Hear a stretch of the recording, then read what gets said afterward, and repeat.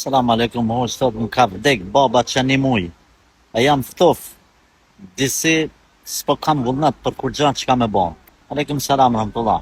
Mas pare Allah të mshiraf babën, lësë Allah në gjelë që të gjithë të vdekurit ta në ti mshiraj me mshirën e ti të pa fund.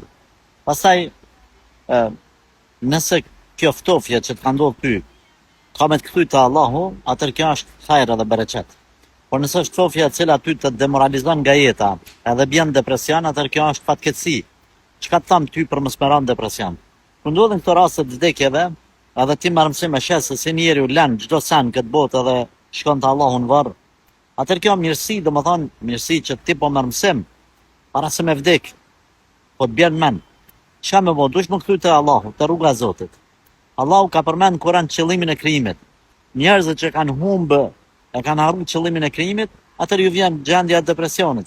Allah thot në Kur'an, njerëzit dhe xhenët i kam kriju që të më adhurojnë.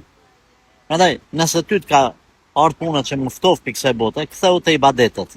Mas pari nisja namazit, pastaj dal nga dalë dhe adhurime tjera duke shku, edhe duke shtu. Kime pase, kime gjetë qetësinë, edhe kime kuptu qëllimin pse je kriju. Allah ta përmirësoj këtë gjendje.